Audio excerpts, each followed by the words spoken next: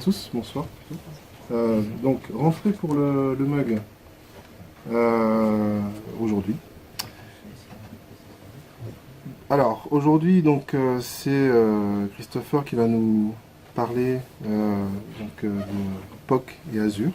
Et je laisserai parler de tout ça mieux que moi. Petit agenda, donc pour le même à chaque fois, quelques infos par rapport au mug, la présentation de Christopher et un apéro à la fin. Certains ont déjà commencé, qui étaient en avance, mais on a encore de quoi faire, donc il n'y a pas de souci. Alors, par rapport au mug, donc SmartDuo, toujours sponsor, vous êtes chez nous ici, SmartDuo, toujours sponsor du mug, et vous avez toutes les informations sur notre site. On ne fait pas que du Microsoft, mais on en fait beaucoup. Si jamais vous avez envie d'avoir des informations, ou si vous avez envie la vidéo est enregistrée, donc si vous avez envie de revoir la vidéo, alors on fera les messages dans le groupe du mug, donc vous aurez l'information quand la vidéo sera prête, etc. Mais vous pouvez toujours nous envoyer un mail aussi pour avoir ces informations-là, si vous le souhaitez. Alors, autour du mug, donc on est sur notre 6e événement. On est super content on a du mal à réaliser d'ailleurs qu'on a 248 membres aujourd'hui. Donc on est super content de ça. Alors, en termes de choses importantes, on a déjà une annonce importante, c'est que le mug, en fait, Microsoft User Group va rejoindre l'association qui s'appelle Communauté MS. Donc, Communauté MS, en fait, c'est une association qui existe depuis longtemps et qui a une antenne sur Nantes à différents endroits. Et le but de rejoindre l'association, c'est d'essayer de donner un cadre et surtout couvrir tout ce qui est assurance et tout ça. Parce que c'est le dernier soir où vous devez faire attention, vous ne devez pas vous casser une jambe ou tout ça. La prochaine fois, vous pourrez. Et donc c'est pour ça qu'on rejoint l'association, c'est pour mettre un peu de cadre autour de ça. On ne voulait pas monter d'association parce que ça nous paraissait un peu trop lourd, donc on rejoint une association existante qui fait que du Microsoft. Vous avez notre Twitter, les différentes thématiques qu'on va traiter, on aura encore des sujets sur Azure, dont le prochain meet-up qui aura lieu le 5 avril, qui sera animé par Fabien Dibaud, qui est MVP et qui est sur les microservices avec Azure. Voilà. Après, si vous avez d'autres idées de sujets, on est ouvert aussi. On sait qu'il y a du dev mobile aussi, qui risque, on a des sessions dessus. Et après, on est ouvert aussi à tout autre sujet. Vous vous souvenez qu'on a un pool sur le meetup si vous voulez continuer à voter. Et après, nous, on répondra à ce que vous voulez voir. Donc, c'est vraiment ouvert comme contenu. Et après, si vous avez envie de partager l'expérience ou un sujet, n'hésitez pas non plus. C'est aussi l'objectif de ce mug. Ensuite, donc Christopher, alors on profite de Christopher qui descend, qui est en mission de temps en temps, c'est ça? Ouais. Qui va nous faire la présentation. Alors, il est arrivé, mais avec du mal, c'est ça? Parce que l'avion n'a failli pas vouloir te laisser arriver jusqu'ici. Mais il est ici. C'est ça. Il est ici quand même. Donc après je vais laisser se présenter. Vous avez ici ces différentes informations sur Twitter, sur LinkedIn. Il va se présenter après et apéro à la fin. Donc on peut commencer sur la session. Je te rends la main. C'est là. Bonsoir à tous. Je suis très content d'être là. Je suis un ancien MVP et malheureusement un ancien Toulousain. Donc je suis content de pouvoir descendre dans le sud et de pouvoir speaker dans le sud. Donc je suis ingénieur chez Microsoft, je m'occupe principalement d'accompagner les clients grands comptes et certaines startups sur tous les technos de dev Microsoft. Donc j'ai un focus moi très particulier sur Azure et sur le développement mobile, puisque c'est mon expertise d'origine. Et je fais partie d'une équipe qui accompagne sur l'ensemble des sujets de développement. Donc n'hésitez pas à me suivre sur Twitter, j'aurai besoin de vous pour ceux qui ont un compte Twitter tout à l'heure. J'ai mis mon site mano.net. La seule chose qui est intéressante dessus, c'est que vous avez un lien en haut avec Talk où vous pouvez retrouver les slides de tous les talks que je donne, notamment ces slides-là. Elles seront en ligne demain ou dans le week-end. Je me suis présenté, c'est à vous. Alors on va passer. Non, on va faire comme ça. Qui déjà ici est développeur? Ok, ça va. Qui a déjà fait de l'Azure? d'accord, qui est développeur, on va dire de manière régulière, donc soit un vrai projet perso, soit pour le travail, sur des technos non Microsoft. Ok. Vous avez le droit, pas de souci. Sortez. Donc oui, le sujet de... On réfléchit un petit peu avec les sujets. C'est vrai que Azure, visiblement, c'était un sujet qui était dans l'air du temps, qui était demandé, voilà. Alors Azure, vous le savez pour ceux qui l'ont vu, pour ceux qui ne le savent pas, c'est extrêmement vaste. On peut le prendre de plein de bouts différents. Et puis il y a Azure, mais si on va rajouter dessus Office 365, tout ce qui est Exchange, Skype, etc. Et puis ce qu'on appelle Microsoft 365, pour tout ce qui est gestion de parc informatique. On pourrait y passer des années et je suis loin d'être qualifié pour vous parler de tous ces sujets-là. Et puis comme je ne connaissais pas trop le public, j'ai essayé de choisir un sujet qui n'est pas non plus que technique. Et donc on va parler de comment faire des POC, ou on pourrait dire comment faire un hackathon, en bénéficiant de Azure, comment Azure peut nous aider à voilà, partir d'une idée et puis essayer de monter très rapidement quelque chose d'utilisable. Je pense qu'on a tous en tant que dev souvent plein d'idées dans la tête de dire ah je vais faire une appli, je vais faire un machin, etc. On se lance des fois un petit peu la tête baissée dans le code. Donc ce soir en fait on va voir déjà une partie qui est on va dire agnostique, soit d'Azure, soit de tout, mais comment on part d'une idée et pour essayer d'en faire quelque chose. Comment on fait un POC sur Azure et surtout quels sont les services ou quelles sont les techniques que vous pouvez utiliser pour Azure pour accélérer un petit peu votre développement. On parlera bien sûr de où trouver une souscription Azure, puisque on verra que des fois il faut payer, des fois on peut arriver à faire des choses sans. Et puis une fois que vous avez fait votre POC, qu'est-ce que vous pouvez faire après avoir fait votre POC. Alors ça je l'ai mis au début parce que pour faire de l'Azure, il faut une souscription Azure, ou plusieurs. Il y a plein de moyens d'avoir une souscription Azure, il y a plein de questions là-dessus. Est-ce que je suis obligé de donner mon numéro de carte bleue? Est-ce que Microsoft va me vider mon compte en banque parce que j'ai laissé une machine virtuelle allumée? Donc déjà il y a plein de moyens d'avoir une souscription Azure. Si vous faites partie d'une grande entreprise et que c'est pour le travail, parce que si c'est pas pour le travail ça risque d'être un peu plus compliqué, votre entreprise a peut-être conclu ce qu'on appelle un Enterprise Agreement avec Microsoft. Donc, globalement, ils viennent chez nous, ils nous achètent beaucoup d'Azure, puis après, eux le découpent en interne. Il y a souvent en fait, des entreprises agreement comme ils vont acheter à l'avance. C'est-à-dire que, je donne un exemple au hasard, ils vont dire voilà, j'achète 1 million d'euros d'Azure pour les 3 prochaines années. Et ce que je constate moi, c'est qu'il y a certaines entreprises qui ne consomment pas le crédit, mais elles l'ont payé. Donc ça veut dire que c'est des fois de l'argent qui... C'est tant mieux pour nous, hein, mais des fois il y a de l'argent entre guillemets qui dort sur ces enterprise agreements parce que un projet a pris un peu de retard, on n'est pas passé en production, donc on a de l'argent qui est pas utilisé. Si vous faites partie d'une start-up vous avez peut-être entendu parler du programme BizSpark. Le programme a été renommé ce mois-ci, ça s'appelle Microsoft for Startup, je crois, où vous pouvez, si vous répondez à certaines conditions, bénéficier de crédit Azure qui peut aller de 150 $ par mois jusqu'à 300 000 € d'Azure sur 3 ans.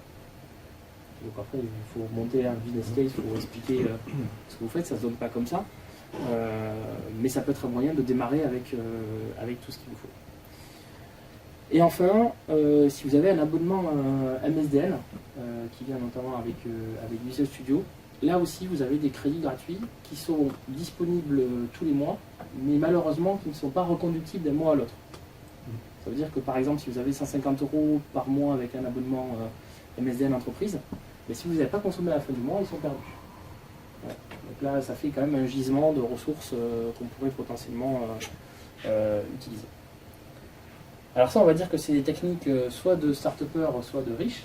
Et pour les gens qui n'ont pas tout ça, comment on fait?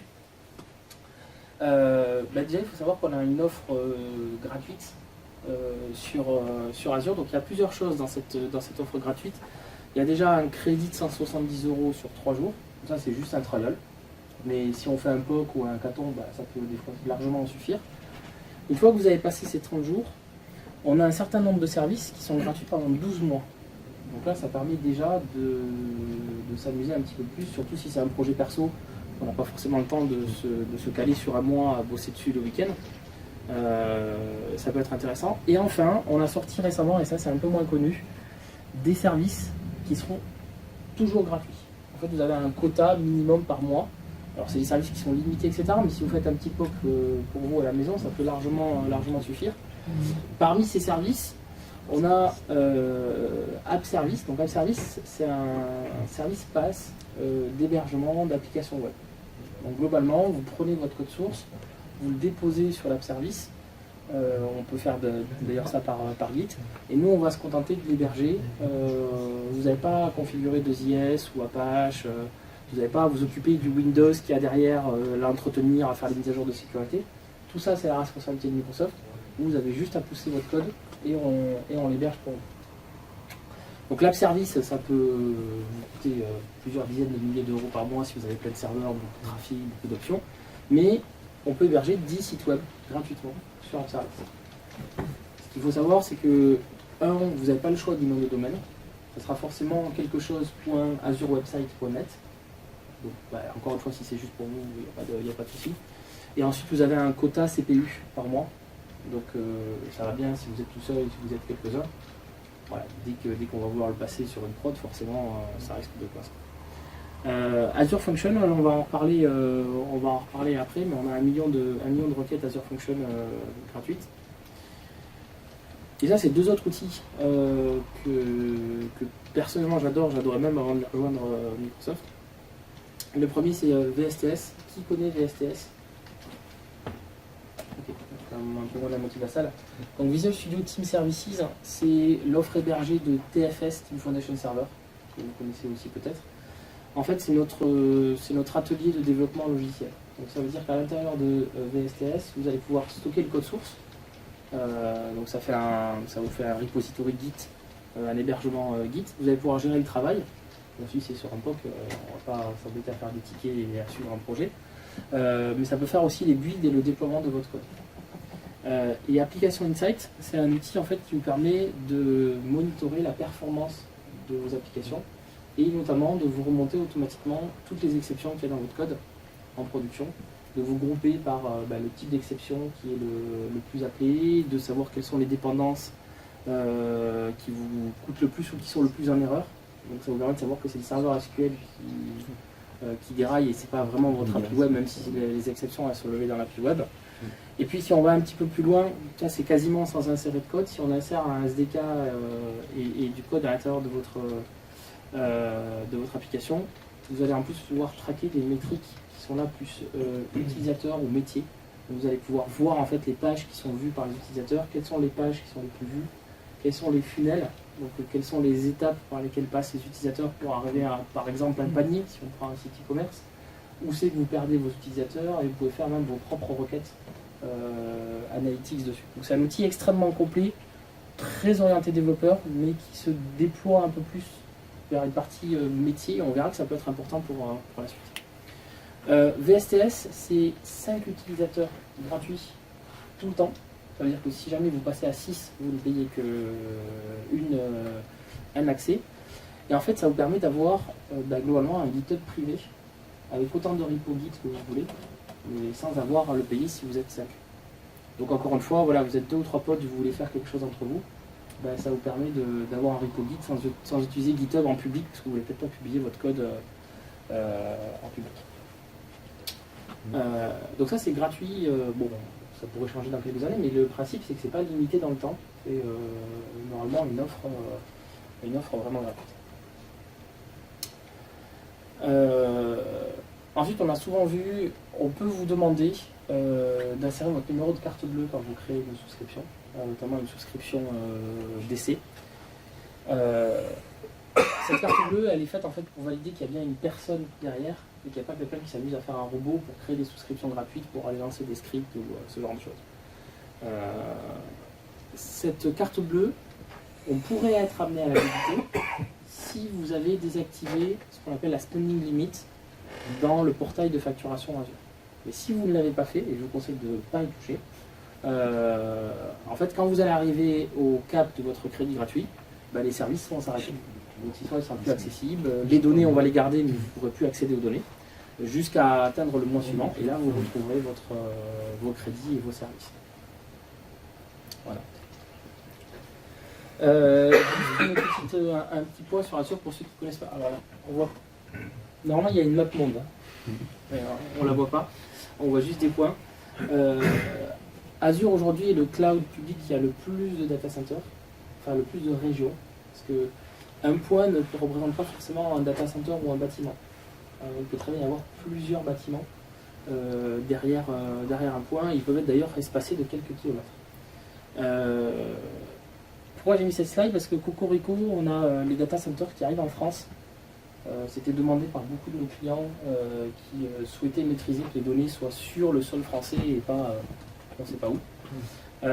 Donc il y a France Centrale qui arrive, qui est en fait Paris. Il y a 3 data centers à Paris, 2 dans le nord et 1 dans le sud de Paris. Et France South qui est un data center à Marseille. Voilà. Les data centers aujourd'hui français, ils tournent pour de vrai. J'ai exécuté des VM dessus, donc je sais que ça fonctionne. On est en train de faire les derniers tests. C'est des tests très sympas puisqu'on coupe la fibre en entier d'un data center, on regarde si tout fonctionne, tout s'arrête proprement, si on est capable de relancer. Donc on est en train de faire ces tests de disaster recovery et ça va arriver dans les prochaines semaines. On n'a pas de date publique, mais ça arrive très, très rapidement.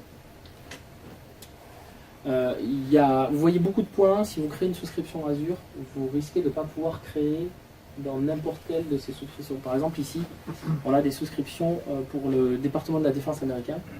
Vous ne l'aurez pas dans la liste, c'est réservé à certaines personnes. Pareil pour la Chine. La Chine, il faut être une société de droit chinois pour pouvoir ouvrir. Mais on a des clients français qui ont une filiale chinoise et qui peuvent instancier des VM sur la Chine. Les points bleus par rapport aux bleus.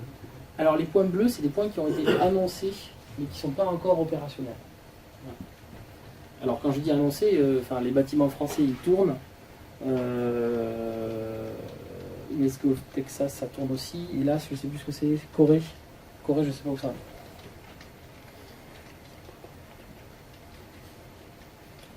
Donc ça c'était une rapide introduction à Azure. C'est vrai que j'ai pas dit, pour ceux qui ne connaissaient pas Azure, Azure c'est une plateforme de cloud public. Donc globalement on vous met des ressources à disposition. Il y a 3 types on a tendance de catégoriser les ressources cloud de 3 manières. PaaS, SaaS, PaaS, IaaS, dans le bon ordre. SaaS, ça va être par exemple Office 365. C'est un service utilisateur clé en main. Vous pouvez faire un peu de config, mais globalement c'est quelque chose qu'on peut mettre entre les mains d'un utilisateur. De l'autre côté, IaaS, c'est de l'infrastructure, donc on va mettre des machines virtuelles, du réseau, etc. Mais globalement, vous vous débrouillez pour installer un OS dessus, pour le maintenir surtout. Et puis on a PaaS qui est au milieu, qui sont des services plus destinés aux développeurs, pour aider les développeurs en fait, à créer des applications, des services, mais sans se soucier de l'infrastructure qu'il y a dessous, des backups, de la mise à jour de Windows, etc. Ou de Linux. Alors on va partir sur la partie POC et en fait on va voir qu'on a des outils dans Azure, si on les met bien ensemble on pourra arriver à faire des choses assez sympas très rapidement avec peu d'efforts de développement. Mais avant ça il faut se poser les bonnes questions sur voilà, je pars d'une idée, qu'est-ce que je fais, qu'est-ce que je dois construire en premier. Donc déjà j'ai tendance à dire moi qu'il y a un zéro type de POC. On a d'abord les POC techniques. Donc eux en fait ils vont être soit pour valider une technologie qu'on ne connaît pas, valider l'intégration de différentes technologies entre elles, ou pour s'amuser à découvrir une techno. Dans ce cadre-là, ce que peut vous apporter Azure en fait c'est la possibilité d'héberger des applicatifs extrêmement variés. Je ne sais pas si vous l'avez remarqué, mais Microsoft depuis quelques années, c'est assez récent, est dans une vraie démarche d'ouverture. L'une des dernières choses qu'on a annoncées, c'est les SDK pour le langage Go. Vous pouvez maintenant en Go manipuler des services Azure et vous connecter aux services Azure. On va avoir de l'hébergement de serveurs web en Go qui va arriver très prochainement. Il y a une bonne partie en fait des machines virtuelles, je n'ai plus le dernier chiffre en tête, mais c'est largement plus d'un tiers des machines virtuelles qui sont sur Azure qui sont du Linux et pas du Windows. Azure App Service, ça vous permet d'héberger des applications ou des API qui sont développées en C#. mais aussi en PHP, en Node.js, en Python, en Java. Les bases de données, c'est pareil, vous pouvez héberger du MySQL, du Oracle, du PostgreSQL sur du Azure. Donc ça peut être intéressant parce que voilà, si vous avez un applicatif en Windows, un applicatif en Linux avec une version spécifique, etc., et que vous voulez le tester, très rapidement dans Azure, vous allez pouvoir monter la plateforme avec l'environnement technique que vous souhaitez. Et puis après, il y a plus l'époque métier, l'époque usage, voire une idée de projet ou de start-up. Et donc là, l'idée, c'est de partir d'un problème que souvent on part d'un problème qu'on rencontre soi-même. Et on va essayer, grâce à la technologie, d'améliorer ce problème ou de le résoudre. Et là, Azure peut vous aider parce qu'il y a un ensemble de briques technologiques qui vont vous permettre d'accélérer le développement. Vous ne pouvez pas vous préoccuper de certains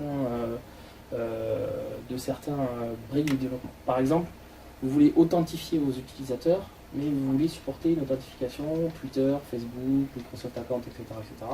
Il y a un service dans Azure où vous, en tant que développeur, vous allez juste intégrer le SDK de ce service et par configuration, vous allez pouvoir configurer la connexion à Twitter, la connexion à Facebook et accepter en fait les identités directement sans avoir à implémenter le SDK ou le hôte de Facebook, plus le hôte de Twitter, plus le hôte de Microsoft, etc. On verra d'autres services, on en verra quelques-uns. Une autre notion qui est importante, c'est la notion de développement incrémental et de développement itératif. Donc là, si vous êtes en méthodologie agile, c'est quelque chose que vous avez l'habitude de faire. Donc le développement incrémental, c'est on va tout simplement pas construire tout notre logiciel d'un seul coup, on va y aller brique par brique. Donc ça peut correspondre à des sprints dans l'entreprise. Si c'est un projet perso, c'est voilà, vous mettez un soir par semaine pendant un mois pour faire le truc, donc vous ne pouvez pas tout faire d'un coup. Le développement incrémental c'est bien, mais ça peut être compliqué à formaliser, à se représenter qu'est-ce que je développe. Et puis, admettons que je développe un petit site internet qui a une fonctionnalité spécifique, est-ce qu'il faut vraiment que j'ai toute la partie connexion d'utilisateur? Donc est-ce qu'il faut vraiment que j'implémente Twitter, Facebook, etc., Google+, et tout ça? Ou est-ce que finalement, si j'implémentais juste Twitter pour déjà tester le reste de mon applicatif, ça serait pas une manière plus rapide en fait de pouvoir le mettre mon produit entre les mains d'un utilisateur et voir déjà si ça fonctionne. Donc on a souvent tendance à faire un petit peu trop d'incrémental, c'est-à-dire à essayer d'avoir un résultat un peu trop parfait sur une partie de notre application au lieu d'essayer de tester une chaîne pour partir d'un scénario métier et essayer d'avoir quelque chose de correct. Et le développement itératif, c'est ça, c'est-à-dire qu'on va essayer d'y aller par petits bouts, mais on ne va pas vraiment avoir quelque chose de parfait. Et à chaque itération, le but n'est pas forcément de faire tout parfait, ou de faire une brique parfaite, mais de faire un petit morceau de la brique. Voilà. Donc peut-être qu'on va avoir des étapes qui sont manuelles, peut-être que tout ne va pas être supporté par le logiciel, mais on peut déjà commencer à avoir un scénario qui se construit, que l'on peut tester. Et enfin, on peut mélanger les deux, et c'est ça qu'on recommande notamment dans les méthodologies agiles. C'est aussi ce qu'on pourrait faire dans le cadre d'un POC à moins large échelle. Donc là, on le voit avec Mona Lisa. On va déjà faire un dessin de son visage. Ensuite, l'étape d'après, on va faire son visage au propre. Donc ça nous donne une idée de ce à quoi on va être représenté. Mais pour le reste du corps et le reste du tableau, on va y aller étape par étape.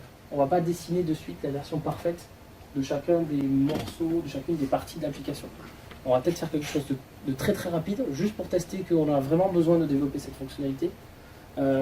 Et ensuite, si on a vraiment besoin, et puis avec ce qu'on a appris des retours utilisateurs, là on va construire une version plus solide.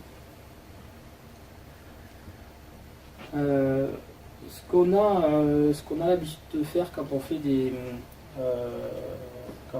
des kick-offs de projets ou des kick-offs de hackathon pour des clients, c'est de partir de cette recette pour essayer d'avoir une idée globale de ce qu'on doit réaliser, de pourquoi on doit le réaliser. Donc je ne vais pas rentrer en détail parce qu'on pourrait passer beaucoup de temps pour expliquer chacune des cases. L'idée c'est plus de vous donner des mots-clés et de vous laisser après aller chercher, puisqu'il y a plein de documentation, plein d'articles de blog qui vous expliquent ce qu'il y a derrière les user stories, les user journées, comment on crée des personas. Mais l'idée c'est de globalement, on va essayer de trouver déjà un problème. On va essayer d'identifier les personnes qui sont concernées par ce problème et quelles sont leurs caractéristiques. Alors ça peut être, est-ce qu'elles sont très douées avec l'informatique ou pas trop, est-ce qu'elles ont accès à un mobile ou pas, est-ce qu'elles ont accès à Internet tout le temps ou pas, etc. Donc essayer de décrire un petit peu, ça c'est pas vraiment c'est plus un avatar qui représente une catégorie d'utilisateurs. D'accord. Les user journées, on va essayer de prendre, on va en voir un exemple juste après, on va essayer de prendre un déroulé, soit d'un utilisateur, qu'est-ce qu'il fait dans sa journée de travail par exemple, ou qu'est-ce qu'il fait dans l'activité sur laquelle on cherche à résoudre un problème. Bon, les user stories, on va décrire chacune de ces morceaux d'activité, le résultat attendu, etc. Le prioriser, et puis ensuite on va pouvoir démarrer. On va le voir, ça c'est important pour essayer en fait de commencer, quand on va essayer de faire le développement itératif incrémental, pour avoir une vision globale de ce qu'on essaie de faire et de à qui on essaie d'apporter une solution. Et puis de voir dans cette user journey, là où on peut commencer à mettre de l'informatique ou à mettre un nouveau système pour améliorer l'expérience utilisateur. Alors je vais parler d'un POC du moment. Alors à cause des grèves d'avions, etc., machin, j'ai pas pu bosser autant que ce que je voulais, donc je vais vous montrer des choses très très brutes. Beaucoup plus brutes que je voulais vous montrer, mais ça vous montre aussi le processus et comment j'ai travaillé. Donc je vais vous expliquer le contexte. Le contexte, c'est qu'à côté de l'informatique, je suis moniteur de plongée. Je fais ça à la fois dans le domaine associatif et en tant que moniteur de plongée professionnel. Et une de mes casquettes, c'est être directeur de plongée. Donc pour mon club associatif, pour donner un ordre d'idée, on a 50 plongeurs qui peuvent partir dans le sud de la France ou qui peuvent partir à l'autre bout du monde. Et il faut organiser, donc c'est 50, je crois que j'ai après 50 plongeurs, une quinzaine de moniteurs. Et puis il faut organiser l'activité pour tout le monde, valider tout ce qui est assurance, administratif, les règles de plongée, puisqu'il y a des niveaux de plongée, donc on n'a pas le droit de mélanger n'importe qui avec n'importe qui. Et si je fais une bêtise, je suis responsable pénalement. Ça veut dire que je peux aller en prison. Notamment si j'envoie quelqu'un sous l'eau alors que je n'ai pas vérifié son certificat médical. Voilà. Bon, donc ça m'embêterait un peu, surtout si c'est de l'associatif, d'aller en prison parce que jamais balader des gens pour voir des poissons sous l'eau. Donc pour vous montrer un petit peu les complexités de ce rôle de directeur de plongée, donc voilà, 50 personnes, 15 moniteurs. On a souvent des billets d'avion. Alors pourquoi je dis ça? Ça paraît anodin, mais moi j'ai déjà eu donc sur des séjours en train des gens qui ratent leur train. Donc le problème c'est qu'on a prévu un bus pour tout le monde derrière, et puis là on a 1, 2, 3, 4 personnes qui finalement ne peuvent pas prendre le bus. Donc il faut les gérer. Je ne sais pas si je l'ai marqué. Oui, les billets d'avion, ouais. Les billets d'avion, j'ai quelqu'un qui a réussi à perdre sa carte d'identité entre l'avion et la douane à l'arrivée en France. Voilà, donc il est arrivé sur le territoire français, il est parti de là où on a plongé avec sa carte d'identité, il a passé la douane et tout ça dans le pays d'origine. Il est arrivé en France, il avait perdu sa carte d'identité entre l'avion et l'arrivée aux douanes françaises. Ben, c'est à moi à gérer ça, puisque je suis responsable du groupe. Donc, voilà.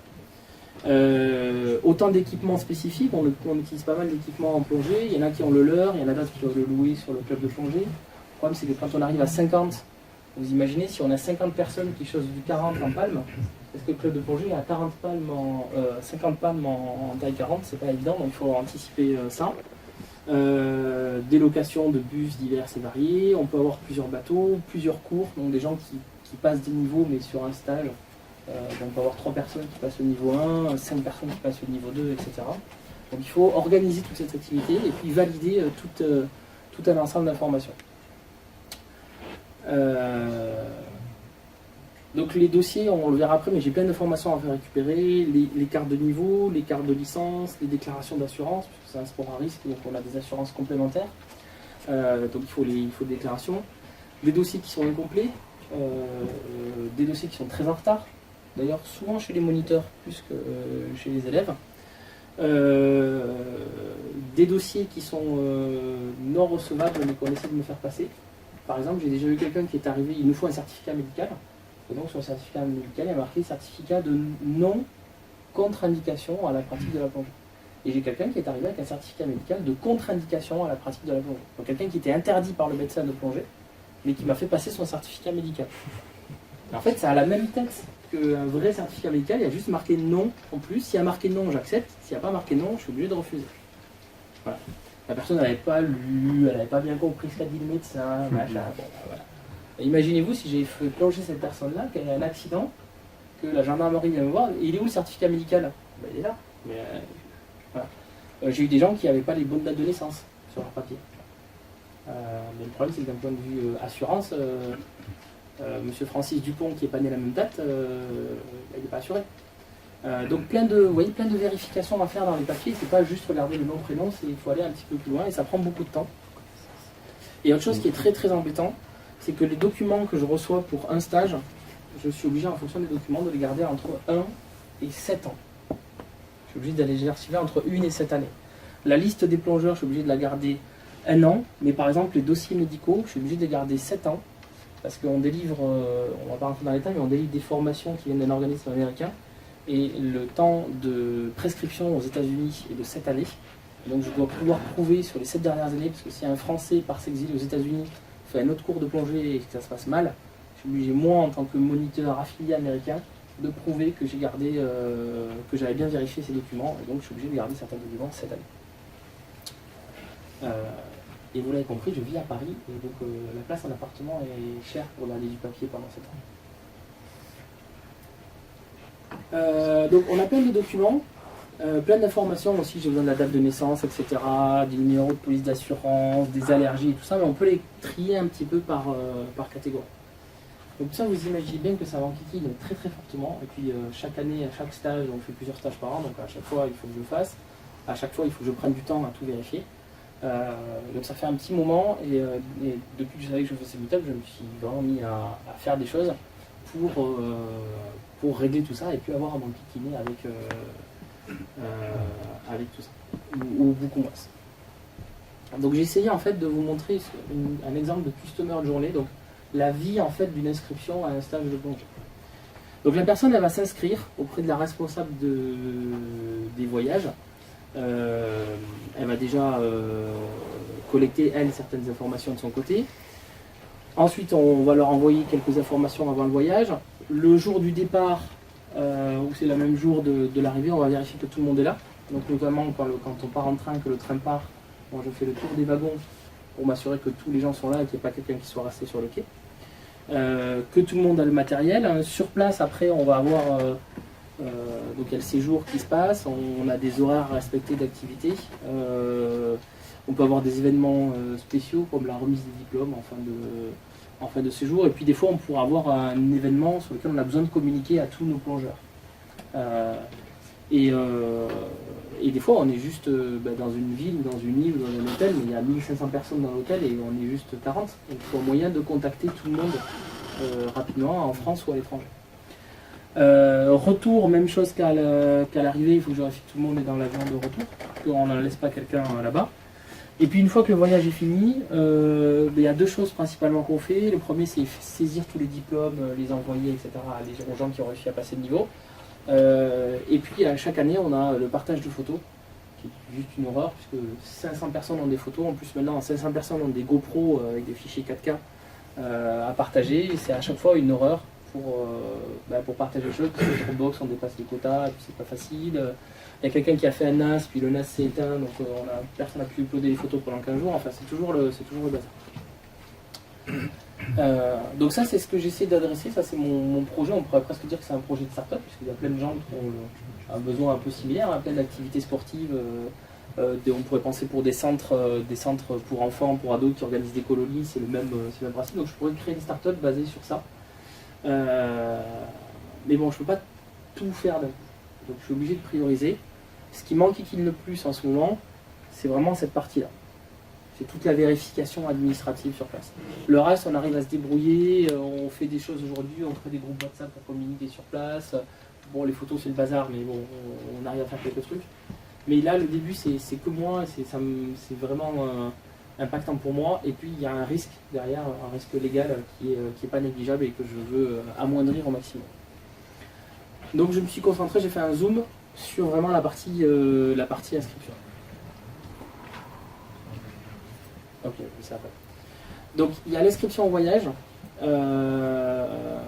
Ça c'est fait, on verra sur différents supports.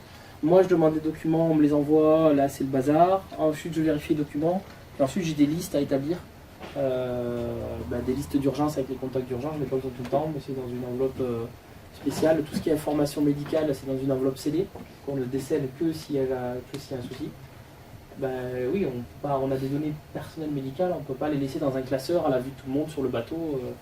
On est obligé de protéger ça, et pourtant on est obligé de l'avoir sur place, parce que si quelqu'un a un problème, notamment un accident de plongée, c'est sur le moment, quand les secours arrivent, que j'ai besoin de dire que la personne est sous tel traitement, etc. Et la personne n'a pas forcément envie de communiquer son traitement à tout le monde, ce qui s'entend tout à fait. Alors, comment on adresse là, comment on passe de tout ça à un POC? En fait, mon idée c'est de dire, voilà, à tous ces endroits-là, quelles sont les choses qui m'enquiquinent le plus, quels sont les endroits de ce processus où j'ai vraiment un souci, et puis ensuite, comment je fais pour tester une solution logicielle, mais le plus rapidement possible et de manière la plus isolée. Tant pis si j'ai pas toute la chaîne, mais au moins je vais tester des petits bouts pour voir si ça tient la route et pour voir si je peux avoir un gain en fait. Et après si j'ai un gain là-dedans, je vais commencer à connecter les bouts. Et puis si j'ai pas de gain, je vais essayer de trouver une autre solution. Quitte à ce que au début je fasse des opérations manuelles, mais au moins j'avance. Alors, si on reprend les modes de communication qu'il y a aujourd'hui, les inscriptions au voyage, c'est principalement fait sur Internet, mais on a une solution de gestion des associations, elle n'est pas extensible, j'ai pas accès à une API, j'ai pas accès à la base de données, etc. Mais il y a une inscription Internet, un truc relativement propre. Mais il y a quand même quelques personnes qui nous envoient un papier, donc qui écrivent à la main sur du papier. Ensuite, la demande de documents. Donc ça moi j'ai accès à un dashboard sur ce site-là où je vois la liste des inscrits. Donc dès que je vois un nouvel inscrit, il faut que je lui demande le document. Si j'ai son mail, je lui envoie un petit mail. Si je le croise à la piscine, je le vois. Et puis je vais le relancer plein de fois, pour arriver à avoir des documents. On me les envoie par mail. Je demande à tout le monde de les envoyer. J'ai un mail dédié à la plongée, donc ça arrive à peu près propre. Puis là, il faut que j'ouvre les pièces jointes, que je regarde ce que c'est. Est-ce que c'est une carte de niveau, une carte de licence, un certificat médical, et puis que je regarde les informations dessus pour m'assurer que c'est bon. Si c'est pas bon, je renvoie un mail à la personne en disant « Excuse-moi, tu t'es trompé, c'est le truc de l'année dernière, etc. » Si c'est bon, je le mets dans un OneDrive. Et donc, comme ça, avant le stage, j'imprime tout ce que j'ai. Il y a un dossier OneDrive, j'imprime tous les documents et je les mets dans un classeur. Et ensuite, pour tout ce qui est liste, en fait, c'est manuel, c'est-à-dire que je recopie dans un tableau Excel, enfin dans 2 Excel en l'occurrence, les informations dont j'ai besoin et j'imprime cet Excel avant de partir en plongée. Donc là, on voit les plus gros pain points. J'en ai pas trop là sur la partie, à la limite, la partie manuelle, ça c'est pas trop ce qui m'embête. Si j'avais quelque chose de propre au début, ça va. Mais les relances, ça c'est beaucoup de temps. Les documents illisibles, parce qu'au début je demandais un scan. Il y a des gens qui me prennent une photo comme ça de la carte. Donc c'est complètement illisible, je ne peux même pas lire le nom, etc. Donc ne serait-ce que renvoyer un mail pour dire excuse-moi mais ta photo elle est floue. C'est quand même un peu frustrant de passer du temps juste pour dire à la personne que la photo est floue. On a des documents qui peuvent être envoyés en plusieurs fois. Ça va m'envoyer un mail, il peut dire ah j'avais oublié de t'envoyer ça, donc je te le renvoie dans un autre mail. Donc il faut que je parse les mails pour avoir tout ça. Et puis la validation, etc. qui est assez lente. Donc ce qu'on va voir là, à partir de maintenant, c'est quels sont les services en fait Azure que j'ai utilisés pour essayer de m'éliminer en fait ces plus gros volets, et puis comment on peut faire pour les connecter les uns avec les autres pour essayer d'avoir quand même un morceau de logiciel qui fonctionne un peu. Alors, j'ai besoin de vous. Il faut que vous preniez la photo de cette slide, que vous la tweetiez en citant @Emmanuel, vous faites ce que vous voulez derrière, parce que j'ai des collègues qui ne me croient pas que je suis capable de mettre cette blague-là dans des slides en faisant un bouton. Donc, on va le voir dans Azure, il y a beaucoup de. Vous pouvez citer le Mug. C'est Mug Montpellier, le Twitter. Donc, des services dans Azure, il y en a plein. C'est parfois compliqué de comprendre ce qu'ils font, de comprendre ce qu'ils peuvent vous apporter. Donc ce qu'on a fait pour essayer de vous aider, C'est un site qui s'appelle Azure Interactive avec un s.azurewebsite.net. Encore une fois, vous aurez toutes les slides et on mettra un lien sur la page du Meetup avec le lien pour télécharger ça. Donc vous aurez tous les liens que je vous montre là. Ce site-là, on va aller le voir, il est bien pour plusieurs raisons. Voilà, je suis dessus. Donc en fait, quand vous arrivez sur ce site, vous avez trois choix. Alors, sécurité, même si c'est très important, la plupart du temps, c'est le truc qu'on lit le moins. On a les produits Azure, on va aller voir ça dans une minute. Et Cloud Design Pattern, c'est en fait une liste de recettes de cuisine qui serait de bon ton d'utiliser dans vos projets cloud. Pourquoi ça? Parce que il y a un changement en fait quand on est développeur habitué à déployer notre logiciel sur un serveur qui est dans un data center chez nous, dans un data center physique, enfin sur une machine physique. On va être habitué à une qualité de service qui est très différente de celle qu'on peut avoir sur un service comme Azure. Ça veut dire quoi? Ça veut dire que globalement, c'est pas tout le temps le cas et ça dépend de ce que vous faites, mais globalement, si vous hébergez une application chez vous, vous allez avoir une stabilité dans les ressources et dans la qualité de service qui est relativement grande dans le temps. Par contre, quand vous avez une interruption, il y a une coupure franche et puis alors là, le temps de remonter les backups, de racheter des disques durs, de machin, ça peut prendre des jours, des semaines pour remonter l'infrastructure. Sur un cloud public, quel que soit le cloud public duquel on parle, vous avez beaucoup de ressources qui sont partagées. Même si vous ne le voyez pas, etc. Les load balancers qui sont devant les serveurs web frontaux, même si vous payez vos serveurs web, c'est une machine virtuelle dédiée, les load balancers sont partagés, etc. Donc vous pouvez avoir en fait beaucoup plus de coupures, beaucoup plus d'interruptions de service. Par contre, ça va être des micro-interruptions, de l'ordre de quelques millisecondes ou microsecondes. Néanmoins, en fonction de comment vous avez codé votre application elle peut tomber juste à la première coupure. Voilà. Donc ça fait partie en fait dans la partie Cloud Design Pattern. C'est le genre de problématique qu'on adresse et on vous explique comment les solutionner.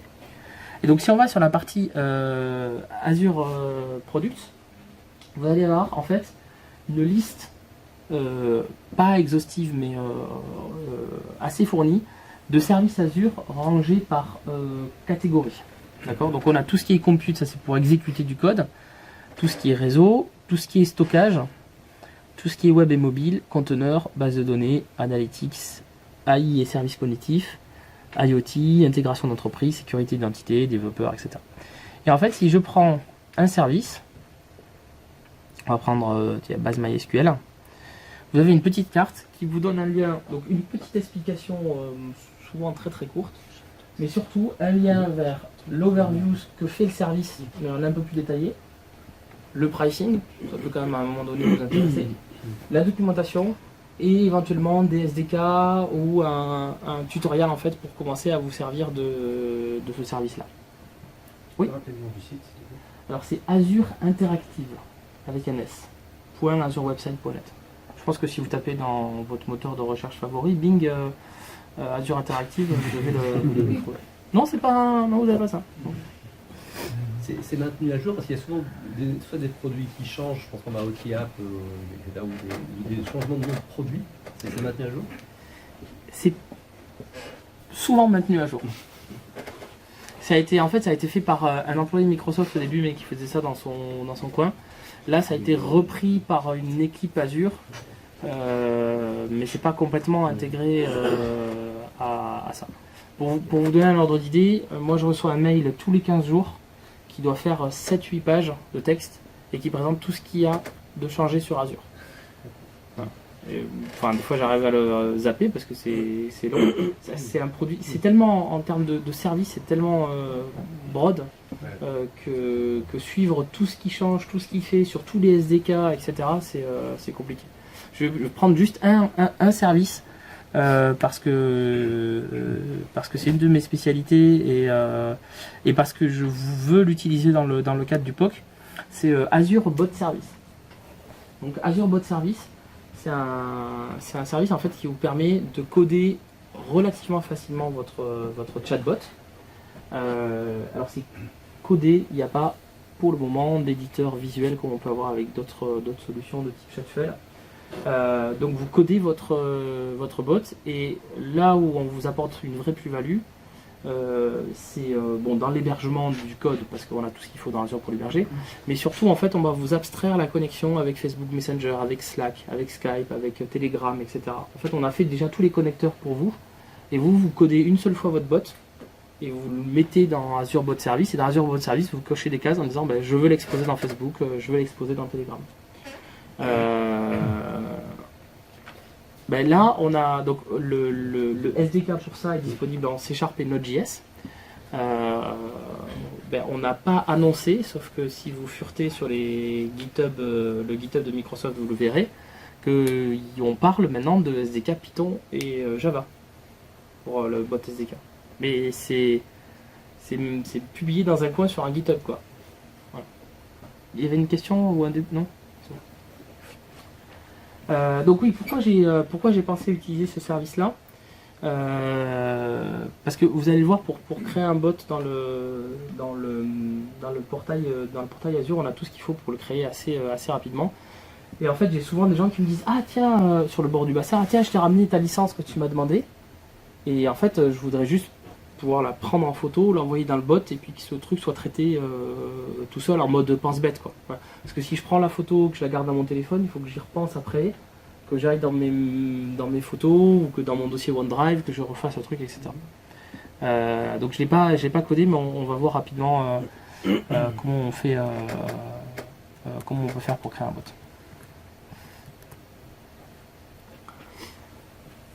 Donc je vais vous présenter après un ensemble de services Azure que j'ai commencé à mettre en œuvre ou que je vais mettre en œuvre prochainement dans mon POC. Donc ma solution technique pour répondre à tous ces problèmes. Donc le bot, je vous en ai parlé. L'inscription, on verra en fait que souvent pour inscrire des gens, on passe par un Google Forms. On passe par un Eventbrite, on passe par des outils de formulaire ou de gestion d'événements ou un meetup.com pour faire une première inscription des gens. Et puis après, il faut traiter cette inscription-là. Donc on verra comment, avec un service qui s'appelle Logic-App, on peut directement recevoir les informations de ces services-là et puis les traiter, faire des traitements personnalisés dessus. Et puis après, j'avais pensé faire un petit site internet extrêmement simple dont je vais vous expliquer le fonctionnement juste après. Ensuite, la demande de documents, tout ce qui est envoi de mail, relance automatique, ça c'est facile. On a un partenariat avec SendGrid pour pouvoir faire l'envoi de mail. Donc vous pouvez créer en fait. SendGrid, c'est les gens qui font du SMTP as a service et qui l'exposent derrière une API. Et donc on a un partenariat avec SendGrid, donc vous pouvez directement depuis le portail Azure créer en fait des clés d'API SendGrid et être facturé avec votre Azure et le manager avec votre Azure.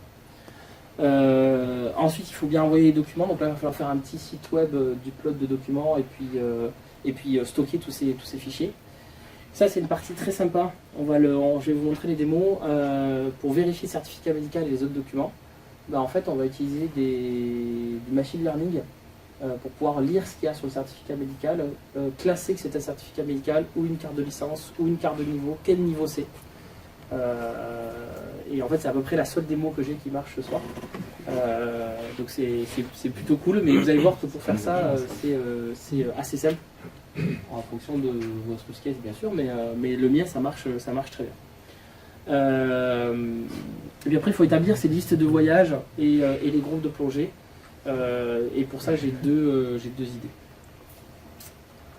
Alors on va passer aux démos.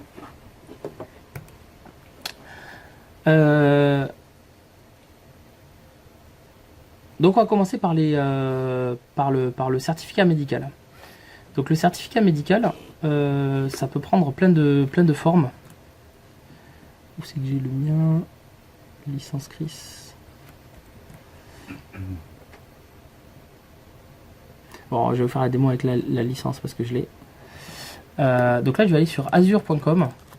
Donc, si vous avez une question sur Azure, soit c'est une question technique, d'accord. Donc là, c'est simple, il y a un seul portail, c'est docs.microsoft.com. On est en train de merger toute la documentation Microsoft de tous les produits Microsoft sur ce portail-là, que je vais vous montrer. Docs.microsoft.com. Donc là, vous allez sur Azure. et vous allez avoir tous les services, si vous allez sur Product, vous allez avoir tous les services Azure qui sont listés. Et derrière, vous avez la documentation du produit, du service concerné. D'accord ? Vous pouvez suggérer des modifications. C'est-à-dire qu'en fait, la documentation, là, elle est hébergée dans des markdowns sur des repositories GitHub. Donc vous pouvez soumettre, si jamais il y a quelque chose qui a changé, etc., vous pouvez soumettre une modification. Si jamais vous ne trouvez pas la réponse, je vous conseille, je vous invite très fortement à poser votre question sur Stack Overflow et à mettre les bons tags. Donc en fonction de la question Azure, le nom du service. Pourquoi je vous dis ça ? Parce que en fait, les ingénieurs support, les équipes support de Microsoft, une partie de ces équipes-là sont dédiées à répondre aux questions sur Stack Overflow. Voilà. Donc ça veut dire que vous posez votre question sur Stack Overflow et c'est peut-être un ingénieur de l'équipe Azure qui va vous répondre. Il y a aussi les PM, les programme managers, donc les gens qui sont en charge d'établir les roadmaps, etc., qui regardent, et certains, alors ça c'est très variable en fonction des services Azure, certains répondent eux-mêmes directement aux questions, si c'est des questions un peu touchy, ou sur des services qui viennent d'être lancés, surtout quand on est sur des phases de preview, les PM regardent et répondent directement aux questions sur Stack Overflow. Ensuite, si vous cherchez un service ou c'est plus une question sur le pricing ou une overview générale parce que vous voulez présenter un service rapidement à quelqu'un, là ça va être tout simplement azure.com. Et donc là dans les produits, on a un ensemble de produits qui s'appelle, vous voyez rien du tout. C'est mieux ceux qui sont forts, ouais. Qui s'appelle les Cognitive Services. Donc les Cognitive Services, l'idée c'est de dire voilà, le machine learning, l'AI, parce qu'on ne dit pas intelligence artificielle chez Microsoft, ça c'est le marketing qui nous demande ça. C'est extrêmement bien, c'est extrêmement prometteur, et Microsoft investit énormément dessus. Néanmoins, il y a quand même beaucoup de développeurs qui n'ont absolument aucune idée de comment ce truc marche, comment le faire fonctionner, etc. Et c'est dommage parce qu'il y a des besoins que beaucoup de développeurs ont, et on ne va pas leur demander d'apprendre en TensorFlow, d'apprendre du Python, parce que les trois quarts des trucs qui sont faits en Python, etc., avant d'arriver à faire des choses. Donc on a sorti les services cognitifs. Les services cognitifs, vous allez voir, c'est des services qui sont extrêmement spécialisés. Et on a très peu de marge de paramétrage dessus. Par contre, il faut une chose très bien, et surtout, si vous savez faire un appel HTTP REST, vous pouvez utiliser tous les services cognitifs, quel que soit le langage de programmation. Voilà. Donc l'idée c'est ça, c'est de l'AI pour la majorité des développeurs, très peu de personnalisation, mais en même temps, ça s'adresse à des développeurs qui ne seraient pas capables de faire de l'AI ou du machine learning sinon. Donc d'un côté, ça veut dire si je fais du appel REST, je peux faire du machine learning, donc moi ça m'intéresse. Et donc j'ai utilisé deux services dans le cadre de mon POC, dans la catégorie Vision.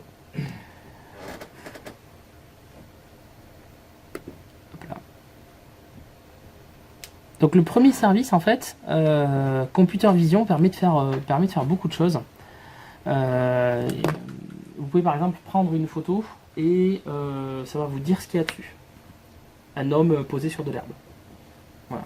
On ne peut pas l'entraîner, donc si vous avez dans votre société deux équipements industriels et que vous voulez reconnaître l'équipement A de l'équipement B, ça ne marchera pas. Par contre, pour reconnaître des choses générales, ça fonctionne. Et moi, ce qui m'intéresse, c'est pas tant reconnaître des choses, c'est lire du texte. Lire du texte, et je l'ai utilisé donc pour le certificat médical, mais on va l'avoir juste en dessous. Ah, si je l'ai mis dans Download peut-être.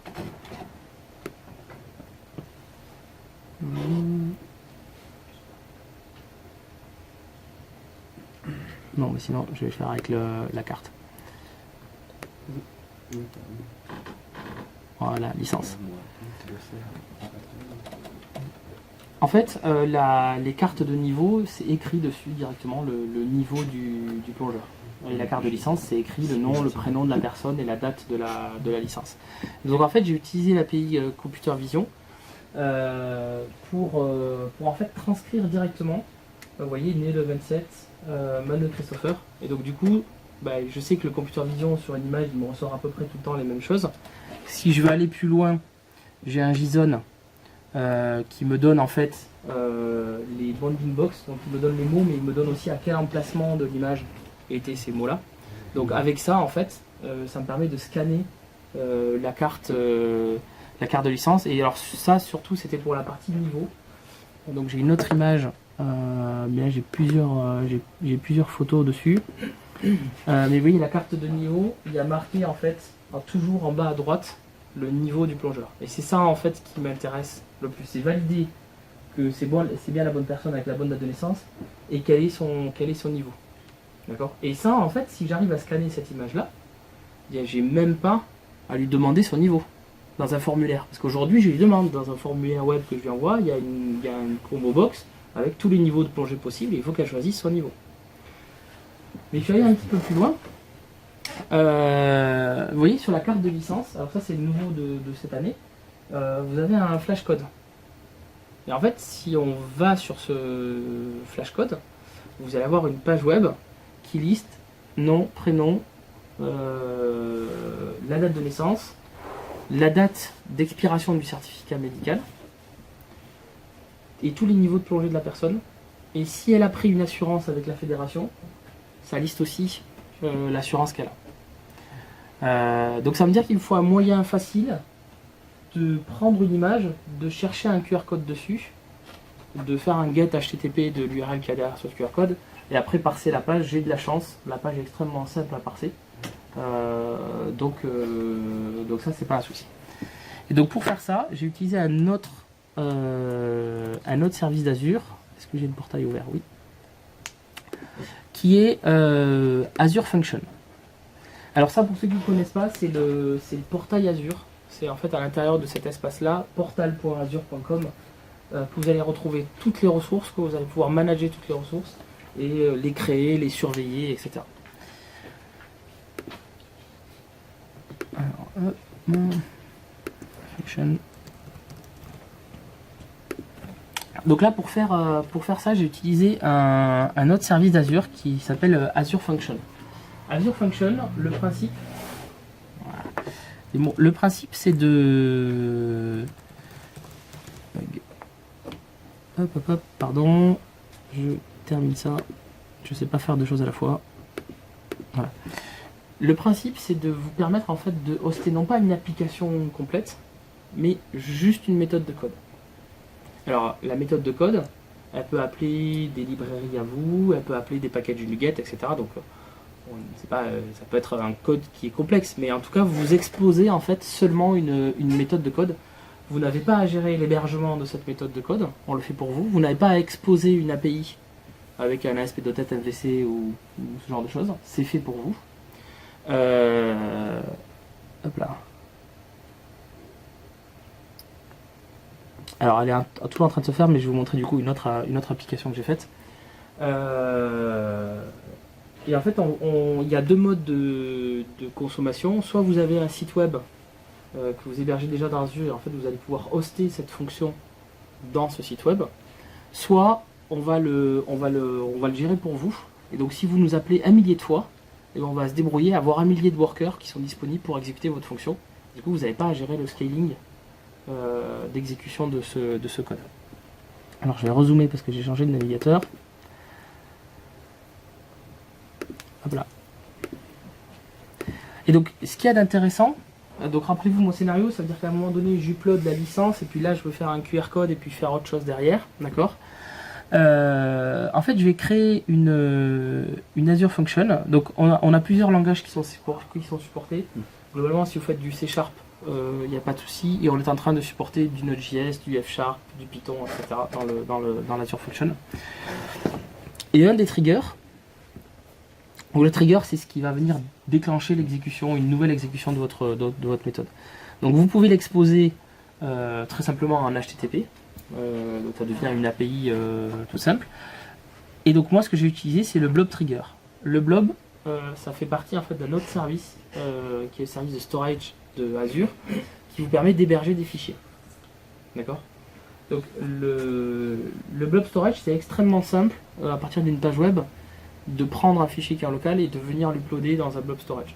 Éventuellement en passant par votre API pour pas exposer vos credentials, mais globalement c'est quelque chose qui est très simple à réaliser et vous n'avez pas du tout à gérer le provisioning des serveurs. Les blob storage peuvent monter jusqu'à plusieurs pétaoctets de stockage, donc vous pouvez commencer à uploader de la licence avant d'être embêté. à mon avis, vous aurez mal à la facturation avant d'être embêté par les services. Et donc en fait, Blob Trigger, ça va permettre de déclencher du code dès qu'il y a quelque chose, n'importe quoi, qui vient poser un fichier dans un dossier du Blob Storage que vous aurez défini. Et donc en fait, ce que j'ai fait tout simplement, c'est une fonction qui prend ce fichier, puisque je reçois le nom du fichier, enfin le stream d'ailleurs du fichier en paramètres. Alors là c'est un petit peu lent en ce moment. Mais globalement en fait je reçois directement dans ma méthode le stream du fichier.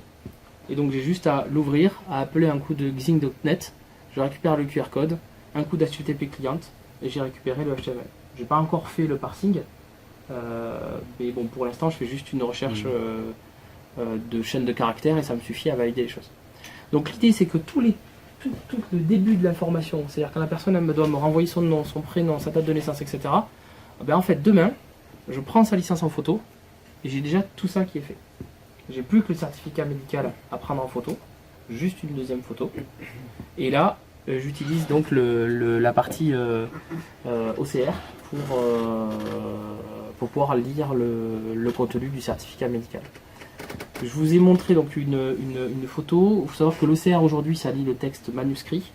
On a en preview, et vous pouvez le tester gratuitement sur justement azure.com, ce que je vous ai montré juste avant. On a la lecture d'écriture manuscrite. L'OCR sur l'écriture manuscrite qu'on a en preview. Puisque bien évidemment, les certificats médicaux, il y en a une partie qui est écrite à la main. Voilà. Je ne suis pas sûr que ce soit à l'épreuve de l'écriture des médecins. Je vais tester ça dans les prochaines semaines, mais voilà. Et juste pour vous montrer si ça veut bien se charger. Donc là, c'est une Azure Function que j'ai déjà créée.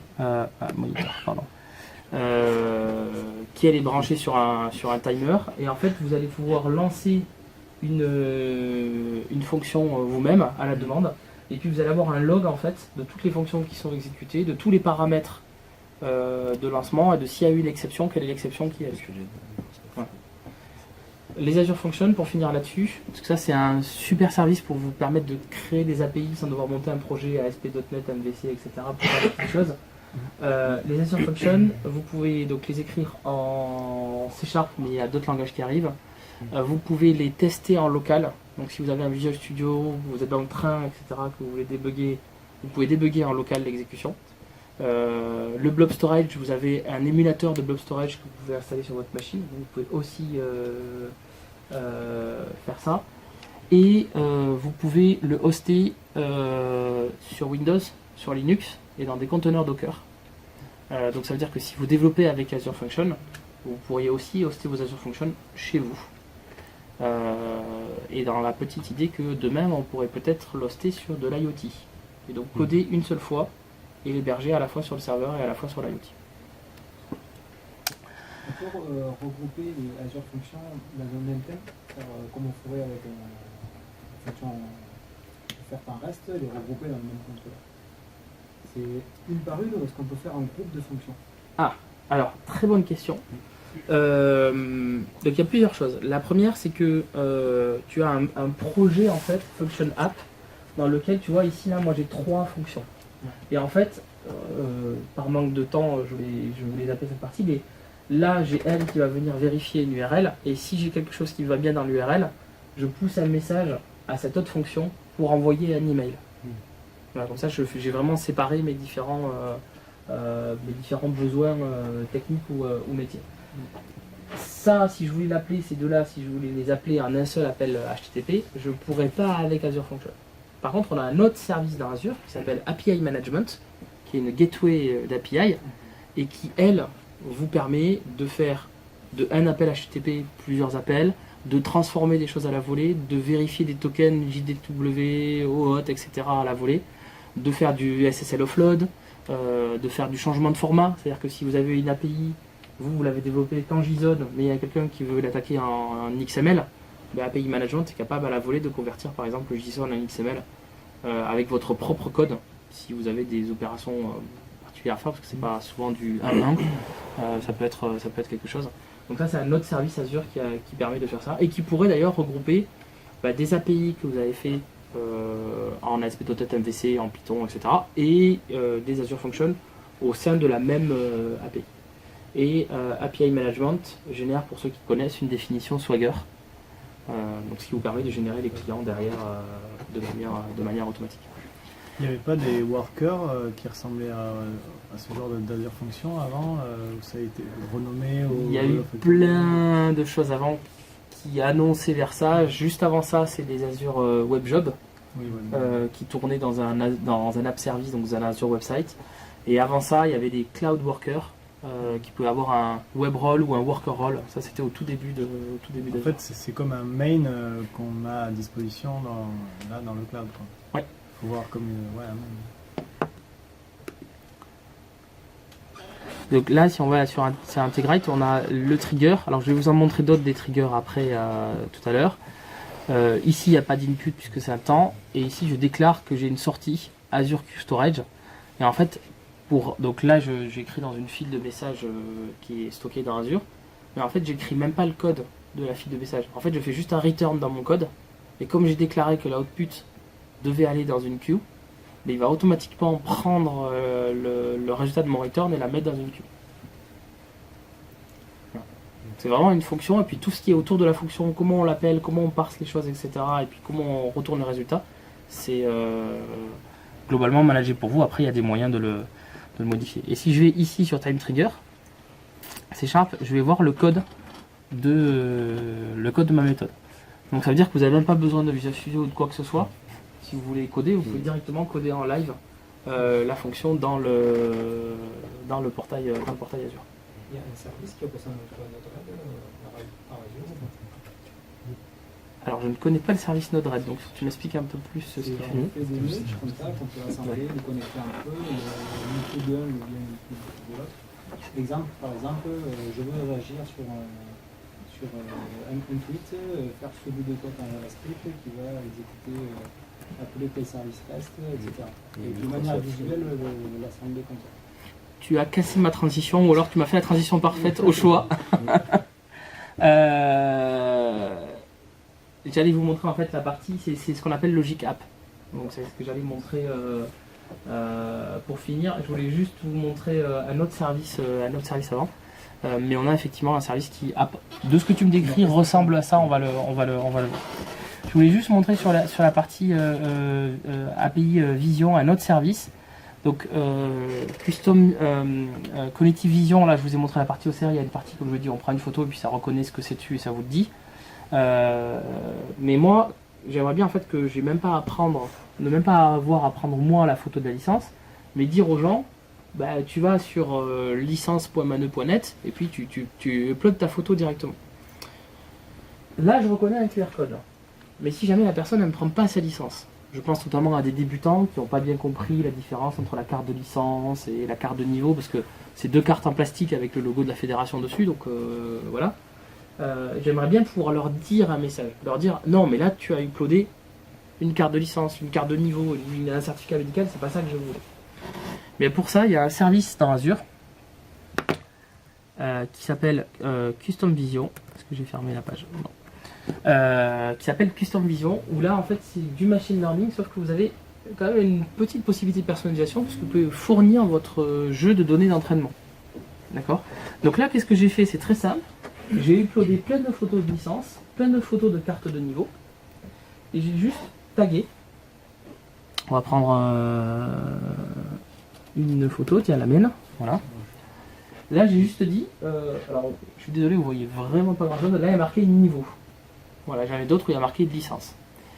Pour que ça commence à fonctionner, il suffit d'avoir 5 images par tag. Donc il n'y a pas besoin de beaucoup de données d'entraînement, on a fait beaucoup de travail côté Microsoft Research pour que ça soit relativement pertinent avec peu d'images. Donc ça, bien évidemment, il y a une API derrière à la fois pour entraîner les images et pour faire la prédiction. Là, on va faire juste un quick test, donc juste tester dans la page ici. Et donc je vais aller chercher une carte que j'ai pas uploadée, celle de Audrey, je l'ai pas uploadée. Voilà. Faut prendre des images dans tous les sens ou par défaut, eux, ils essayent déjà de la tourner. C'est pas uploadé c'est pas un PNG? Voilà. Non, n'importe quel sens, pour moi, ça a fonctionné. Et là, il me dit, bah, ça c'est une carte de... Ouais, désolé, vous voyez mal, mais licence 2018, probabilité 100%. Et donc ça me permet d'afficher un message d'erreur à l'utilisateur en lui disant, désolé, mais c'est une carte de licence que tu as uploadée, et pas une carte de niveau, alors que j'attendais l'autre. Voilà. Et ça, derrière, encore une fois, pour l'utiliser, vous voyez, vous avez le petit portail qui fait rien de compliqué, add image, mettre les tags et entraîner. Donc utiliser le portail d'admin, il n'y a rien de plus simple. Et pour utiliser ça dans votre application, c'est une API REST et on publie un Swagger. Donc voilà. Oui. Tu as vu en termes de coût, tout ça, ça fonctionnerait pour 50 personnes par rapport à ton projet sur les petits crédits qui est offert ou... Je crois que Custom Vision, ça doit être quelque chose comme 20 centimes les 1000 prédictions. Ou les 10 000. Je sais plus. Donc c'est largement... Azure Function qu'on a vu tout à l'heure, vous avez 1 million d'exécutions gratuites. Le premier million d'exécutions est gratuit. Quelle que soit la durée. Alors on est limité à je ne sais plus combien de secondes d'exécution. Après il y a les long running, mais là pour le coup il faut payer. Donc c'est largement le blob storage. Le blob storage aussi c'est quelques centimes par giga. Donc avec les 570 € de crédit on peut faire déjà beaucoup de choses. Ce qui va vraiment coûter cher, c'est dès que vous allez instancier une ressource permanente. Donc dès que vous allez mettre une machine virtuelle, là ça va avoir un coût parce que c'est des CPU qu'on mobilise pour vous. Dès que vous allez monter une base de données, là ça va avoir un coût. Voilà. Et là on peut vite, très vite atteindre les 170 dollars, euros de crédit. Pour résumer, le service est très bon marché et la ressource est très onéreuse. Pour faire un peu, c'est dès qu'on mobilise nos ressources, que des fois j'entends voilà, vous donnez des choses assez peu coûteuses. Et quand on entend des montants pour des devis d'entreprise ou autres, tout de suite c'est des milliers, des dizaines de milliers d'euros, des centaines de milliers d'euros l'année qui tout de suite ça monte très vite. Alors c'est une bonne remarque. C'est là où j'ai du mal à... Comment ça peut coûter aussi peu cher, quelques centimes ou quelques euros par mois et on tombe très vite à 10 000 € par an. Alors c'est une excellente question. Ma réponse, au niveau du temps on est comment les gars?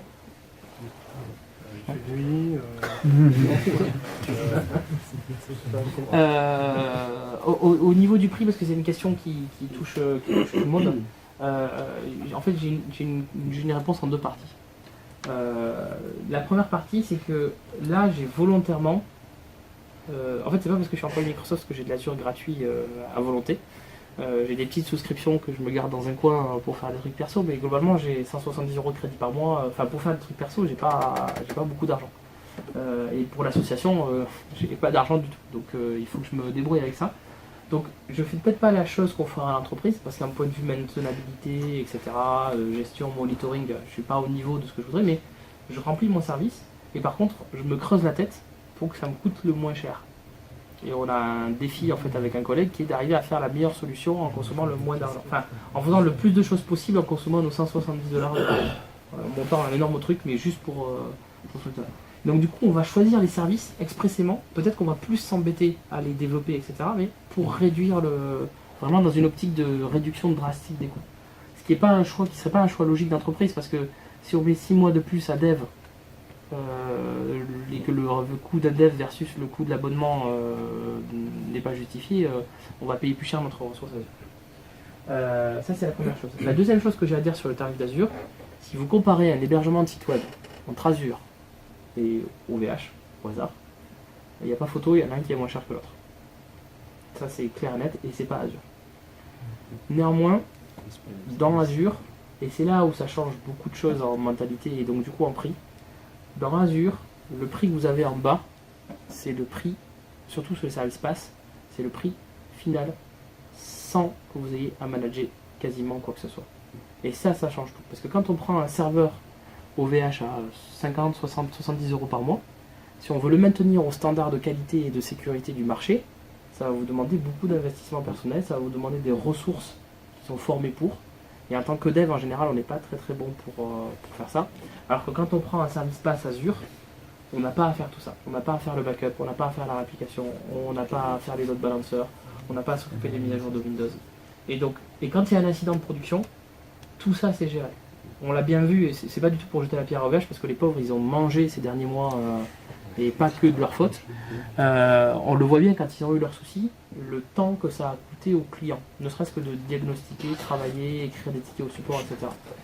Et je dis pas qu'il n'y a pas d'incident dans Azure. Par contre, dans Azure, on donne les moyens d'avoir une architecture qui est largement plus résiliente que ce qu'on pourrait faire à la main. Et donc en fait, le coût de Azure, c'est votre coût, on va dire, final. Alors que le coût sur VH, il faut que vous rajoutiez le temps que vous y passiez, le jour où vous avez un incident, qu'est-ce qu'il faut faire, etc. En fonction des sociétés, et en fonction de votre produit, de vos besoins de ressources, il y a un mode qui est plus avantageux que l'autre. Azure n'est pas bon pour tous les scénarios. Il y a des scénarios dans lesquels il excelle, il y a des scénarios dans lesquels ça va vous coûter largement moins cher sur la durée, et surtout en cas d'incident. Mais voilà, mon site associatif, je ne vais pas le mettre sur Azure parce que je serai plus cher que tout le monde et que mon site asso, s'il n'est pas dispo de 3 jours, bah c'est pas grave. Voilà. Et ça c'est très compliqué à quel est le véritable coût de votre infrastructure quand elle est hébergée chez vous. Quand on met tout bout à bout, y compris le temps humain, en fait c'est très compliqué à évaluer. C'est vraiment très compliqué à évaluer si on voulait le chiffrer. Alors que sur Azure on l'a fait pour vous et voilà. Et après il y a un autre aspect qui est en tant que dev, on peut ne plus du tout avoir à se soucier de l'infrastructure. Plutôt que d'essayer de bidouiller, à monter nous-mêmes un 2IS, à faire des trucs nous dans notre coin, sans forcément savoir. Alors je vous montre un dernier service justement Azure pour cette partie-là. Donc l'idée c'est que une fois que j'ai fait tout ça, je vais l'enregistrer dans une base de données.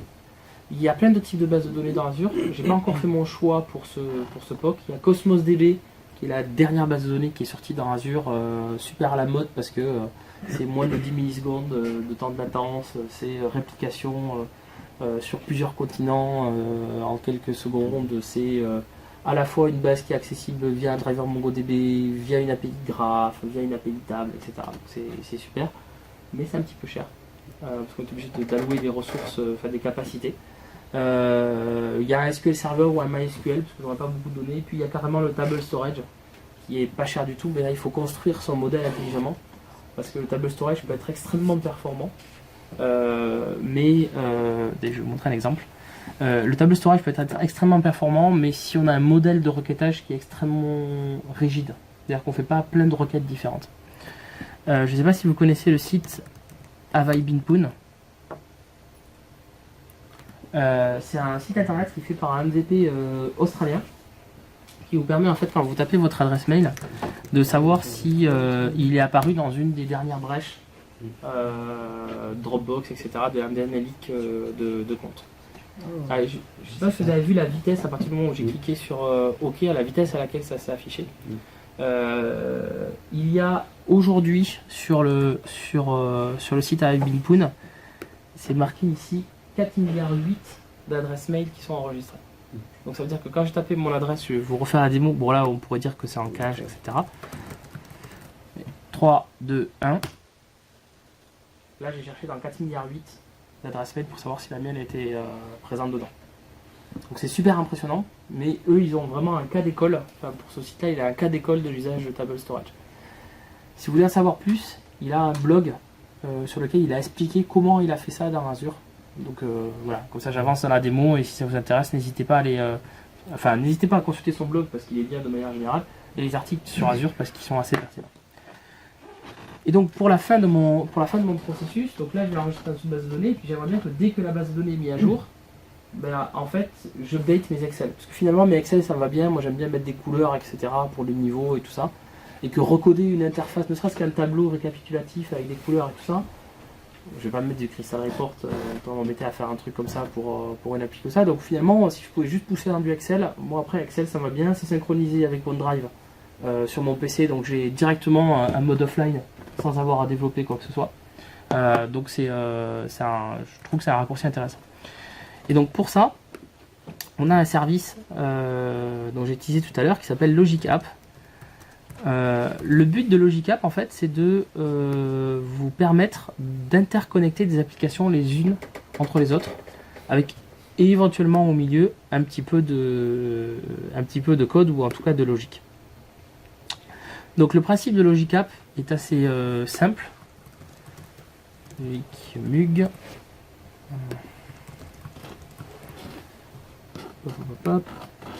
Le principe de Logicap est assez simple. Vous avez, comme un petit peu comme les fonctions, vous avez une entrée. Et donc, pour une entrée, en fait, vous allez avoir, vous allez choisir parmi un ensemble de connecteurs. Il y en a plus de 300 aujourd'hui qui existent sur Azure en mode public. Et chacun des connecteurs va vous proposer des triggers. Donc, par exemple, on va le voir juste là. Il y a des triggers pour Google Forms, il y a des triggers pour Eventbrite. Donc dès que je crée un événement dans Eventbrite, ben, je peux directement connecter l'événement au début en fait de mon workflow Logicap. Et ce qu'il y a de bien, donc Twitter, on parlait de Twitter justement tout à l'heure. Ben, en fait, dès qu'un nouveau tweet est posté, donc vous voyez là j'ai choisi Twitter, donc là je vais faire un sign-in avec Twitter. Si je me souviens de mon mot de passe.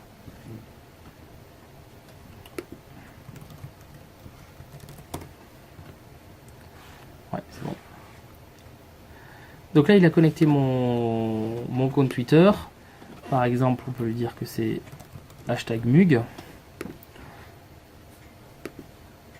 Et là, je vais pouvoir ajouter soit une condition. Donc si, par exemple, le type de condition, ça peut être si je tombe sur un tweet qui a été retweeté plus de 10 fois. Voilà, je vais ajouter une condition. On peut le faire d'ailleurs. Voilà, donc en fait, quand j'ajoute la condition, il va automatiquement me sortir la liste des valeurs qui a été retweetées par le blog d'avant. Et puis je vais pouvoir faire ma condition là-dessus. Donc j'ai ici retweet count. Et je peux lui dire, il est supérieur à 10. Voilà. Si c'est vrai, je fais quelque chose. Si c'est faux, je fais quelque chose.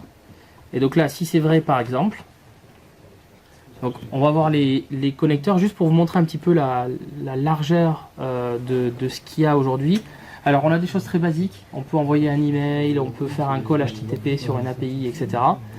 Bien évidemment, il y a plein de services Azure du type lancer une Azure Function, écrire dans un blob storage, lancer une analyse de texte, etc. qui sont déjà supportés. Mais on a des choses comme Creative Cloud, comme Basecamp pour la gestion de projet, comme Bitbucket, comme Buffer qui est un outil de gestion de réseaux sociaux pour programmer ses tweets à l'avance. On a des outils entre guillemets concurrents comme Salesforce, etc. SAP et tout ça, DocuSign, GitHub, GoToMeeting, Google Drive, Google Sheet. Donc par exemple, je pourrais très bien dire, si je suis sur Google, au lieu de l'écrire dans mon Excel, en fait, je vais pousser. Alors, je vais le faire avec Excel parce que sur ce compte, je sais pas si je suis. Est-ce que je suis connecté avec mon Gmail? Ah oui, je vais le faire avec Google Sheet alors. Voilà, donc je peux dire insert row. Et là, cette revue va me dire dans quel. Donc il faut que je me sign in, et puis après il va me dire dans quel document Google Sheet tu veux l'insérer et comment tu veux faire ta liste. Voilà. Et ça. Ah oui, j'ai plusieurs comptes en plus. Ça, si je reviens à mes slides, c'est quelque chose. C'est quelque chose d'intéressant. Si vous voulez connecter des bouts, là vous avez vu, je vous ai montré que des bouts. Je vous ai montré un bout avec Azure Function, je vous ai montré un bout avec Custom Vision, etc. Mais je ne peux pas faire un scénario complet. Mais avec Logicap, vous allez pouvoir très vite connecter ces petits bouts-là et avoir quasiment tout. Là, en fait, ce qui manque, ce que je ne vous ai pas montré, si j'avais fini la partie Google Sheet, ce que je ne vous ai pas montré, c'est juste l'upload de l'image initiale. Et l'upload de l'image initiale, je peux très bien le faire dans le portail Azure pour commencer. Et je peux déjà tester toute la chaîne. Et imaginez-vous, entre commencer à tout regarder et juste avoir à prendre la pièce jointe du mail et la mettre dans du blob storage, voire mieux, j'aurais pu utiliser une autre Logic App qui va écouter dans un dossier dans OneDrive. Dans ce cas-là, j'aurais plus qu'à enregistrer ma pièce jointe dans OneDrive et ça aurait déclenché automatiquement tout le reste. Alors, j'ai fait très peu d'interfaces, utilisateur, j'ai pas codé de HTML ni rien, pas codé d'app mobile. Mais par contre, si je prends mes pain points que je vous avais donnés tout à l'heure, je les ai quasi tous, ou pas loin, tous résolus, ou en tout cas grandement améliorés. Alors, qu'est-ce que vous faites une fois que vous avez fait tout ça, et avant l'apéro? Sauvegardez votre travail avant le POC. Votre souscription Azure, elle va peut-être s'arrêter. va être coupé, notamment si c'est une version d'essai, peut-être qu'il y a des services qui vont s'arrêter, donc il faut sauvegarder votre code. Je vous conseille de le faire dans VSTS, encore une fois, parce que VSTS pour 5 utilisateurs c'est gratuit. Donc moi tous mes projets perso sont dans des Git, et les Git, le nombre de repos Git sont illimités. Donc voilà. Ce qui est bon à savoir aussi, c'est que là je vous ai montré plein de choses dans le portail Azure. En fait, tout ce qu'on fait dans le portail Azure, on peut le faire par API, et on peut le faire par ligne de commande, y compris sous Mac et Linux. Néanmoins, quand on débute, c'est beaucoup plus facile de jouer dans le portail. En fait, vous avez la possibilité dans le portail, sur n'importe quelle ressource, vous avez un petit bouton qui vous dit Automation Script. Et en fait, là, vous allez pouvoir télécharger ce qu'on appelle un template ARM qui contient en fait tout ce que vous avez rempli dans l'assistant, ce qui vous permettra de rejouer ce template par exemple sur une autre souscription ou sur la même mais plus tard en changeant des paramètres. Donc, vous pouvez télécharger en fait ces scripts ARM, vous les mettez dans le repo Git avec votre code, comme ça ils sont eux aussi sauvegardés. Et demain, si votre souscription a expiré, que vous êtes obligé d'en recréer une, etc., vous pourrez recréer vos ressources à l'identique, sans avoir à les refaire dans le portail. Les mettre dans les mains de vrais utilisateurs, c'est comme ça que vous allez évaluer si la solution fonctionne. Là, j'ai testé avec 5 ou 6 cartes, mais je sais que quand je vais l'utiliser pour le prochain voyage en juin avec 50 plongeurs, je pense que mon custom vision, je vais avoir besoin de le travailler un petit peu, parce qu'il y a des gens qui vont me prendre la photo, un peu de billes, un peu de trucs, que des fois ça risque de pas passer. Là aussi, App Insight, on n'a pas le temps de le présenter, mais ça peut vous permettre de remonter en fait un certain nombre d'informations, notamment sur l'usage. Est-ce que votre solution a vraiment été utilisée quand vous l'avez diffusé le lien à vos potes? Et ça, c'est une slide qui n'est pas finie. Et passer du prototype à la production, vous êtes sur Azure, on est capable de scaler sur quasiment tous les types de workloads que vous avez. Donc même si vous avez un énorme succès, a priori on risque de pouvoir scaler avec vous. Par contre, vous risquez de devoir modifier un peu de code ou un peu d'architecture. C'est pas non plus magique. Pour trouver de l'aide, on en a parlé et j'ai assez parlé. Donc vous retrouverez les slides sur, je les tweeterai, on les mettra sur la page du MUG, etc. Merci de votre attention, merci pour vos questions. Et puis je reste là, enfin on peut prendre quelques questions générales, et puis après je reste là pour l'apéro si vous avez d'autres questions. Ouais. Juste une question sur le dernier truc, là, les logiques app. Ça ressemble pas mal à ce qu'on peut faire sur Flow. Très bonne question. C'est le même moteur qu'il y a derrière. Donc c'est le même moteur d'exécution. Donc pour ceux qui ne connaissent pas, Flow, c'est un outil qu'on a dans Office 365. Donc qui lui s'adresse plus à des utilisateurs finaux, quand même un peu power user, mais pas à des informaticiens. Et qui permet en fait de faire, c'est exactement le même principe. La seule chose qui va changer, ce sont les connecteurs qui sont disponibles. Tous les connecteurs, enfin il n'y a pas tout à fait les mêmes connecteurs dans les deux. Azure Function par exemple n'est pas un connecteur qui est disponible dans Flow. Donc c'est Flow, et moi je trouve que Flow est un produit très intéressant. Et Logic Apps c'est son penchant plutôt dev. Et du coup, ces trucs-là, c'est pareil, on peut les sortir en script, tous les Logic Apps. Tous les Logic Apps, je ne l'ai pas montré, mais il y a du code en fait derrière. Alors attention, c'est du code XML. Donc, voilà. Mais néanmoins, on peut tout à fait les sortir pour aller les déployer sur N souscriptions ou les versionner. Alors Logic Apps gère lui-même en interne un système de versionning. Mais oui, on pourrait extraire le code des Logic Apps. Je suis pas sûr qu'on puisse le faire dans Flow. Justement, ça me semble que c'est un point noir de Flow qui permet de faire du stock, mais pas du coup un truc. Ouais. Oh, t'as pété le Flow. 3 bacs. Une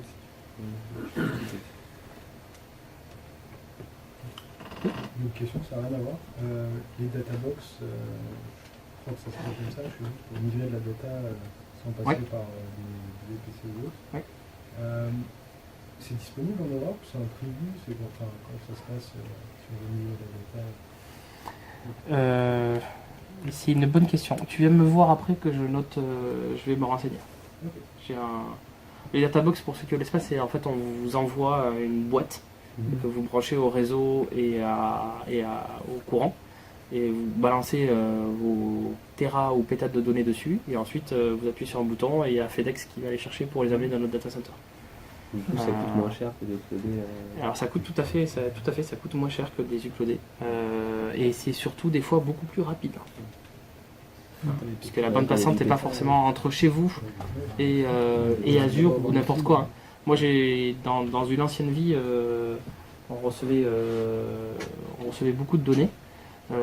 Et on a une société partenaire un jour qui nous a envoyé un gros carton avec 200 disques durs de 2 Tera qu'il fallait importer sur nos serveurs.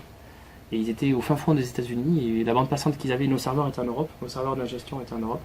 Et en fait, c'était plus rapide de tout copier sur des disques durs, le temps de transport, et nous qu'on les recopie, que d'essayer de faire une copie par FTP ou autre. Et les databox, ça gère plusieurs centaines de Tera. Voilà, c'est fait pour apporter massivement des données. Vous pouvez le faire dans l'autre sens, et vous pouvez le faire si vous avez moins de données avec des disques durs. Ça, par contre, ça fonctionne. Avec des disques durs de 2 Tera, je crois que ça va jusqu'à 2 ou 4 Tera. Ça fonctionne en Europe.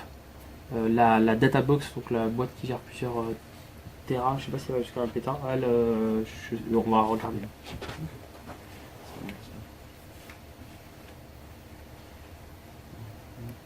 Bah, si vous n'avez pas de questions, merci à tous. Et l'apéro c'est par là, c'est ça? Ouais, merci.